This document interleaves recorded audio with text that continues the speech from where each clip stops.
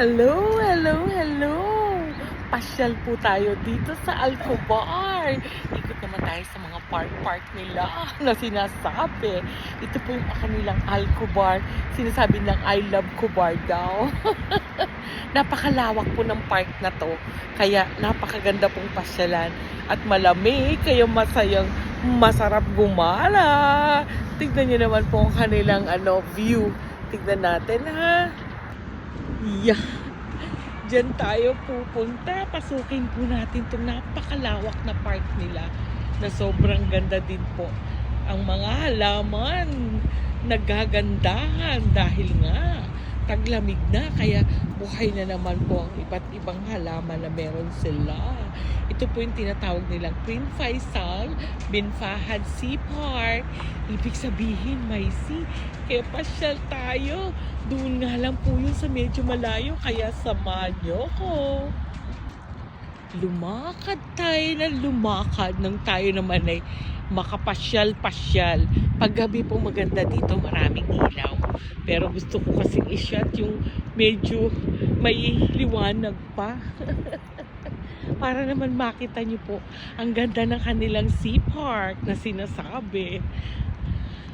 Magagaling po talaga. Napaka-creative po ng kanilang mga architecture dito.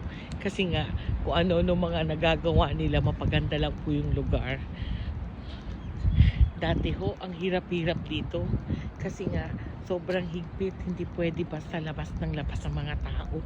Pero ngayon na open na. Para na kaming Dubai. O kaya Bahrain, Abu Dhabi. Ayan. Nakakapasyal na, di ba? Napakalawak na kanilang place. Pwede tayong umikot ng umikot. Ipapasyal ko kayo. Ayan. Nakikita niyo yung mga yan. Diyan tayo dadali. Diyan tayo pupunta. Napakaganda po dito. Ang aliwalas pa kamo. Tignan niyo kung gaano kalawak. Oh, diba? Kung gusto mo pong magmuni-muni at meron silang restaurant doon, no? By the sea, na makakapasyal-pasyal ka. Kung gusto mong kumain, pwede dyan. Then yun naman yung kanilang park na park. Ang ganda-ganda po. Punta pa tayo banda doon. Baka meron tayong mas makikitang mas maganda. Ang lawak. Diba? Kung saan na kayo saan kayo nakakarating. Di, kahit hindi po kayo nakakarating ng Saudi, may mga part po kayo ng Saudi na napupuntahan. O di ba kaganda yun? Marami po dito mga nagpe-picnic, pero dahil nga po weekdays, wala kang makikita masyadong tao. Napakaganda po ng view nila. Super nice. Love it. At sa gabi po maganda dito kasi maraming ilaw. Hindi sila tipid sa ilaw. Pwede po kayo mag-walking, mag-jogging, mag-biking. Ayan. Di ba mag-date din? Sana all. Ayun o, nakikita niyo yung mga yun o. Mga nakaupo po sa damo. Ganun sila kaganda. Ganun po katahimik ng place.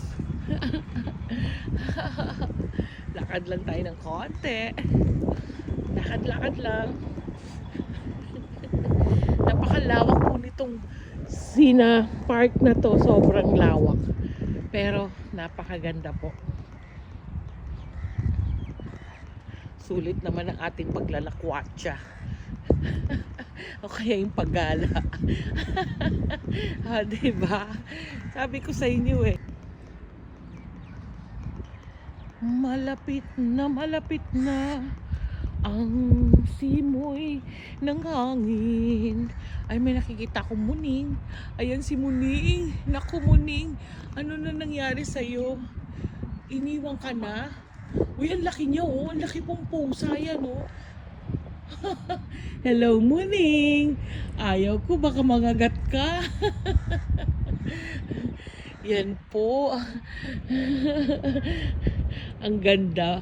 Lahat po yan, may mga fountain yan sa gabi. Napakaganda po siguro dito sa gabi. Minsan po pumunta tayo dito ng gabi. Naabutan lang tayo ng bago mag sunset. Oh, so, tayo nandirito gumagala. Tapos, oh, ando dun po yung dagat nila. Ang ganda. Super nice. Tingnan niyo po. Ayan. Di ba? Ang ganda-ganda, guys.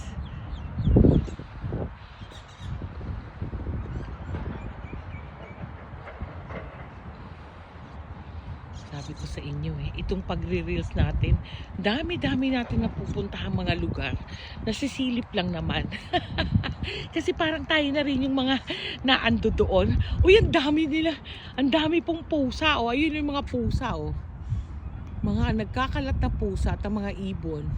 Super masasaya. Ayan po yung mga ibon na nangangain ng mga isda. Ang dami kong nalalaman. Hello! Thank you po sa panonood. Nakapasya tayo ng kahit kaonte. Sana po nag-enjoy kayo sa ating munting paglalakwatsa sa isang park dito po sa Saudi. Thank you for watching. Pa-share, likes, and comment naman. At kung pwede rin, don't forget to follow me for more. God bless. Bye, guys!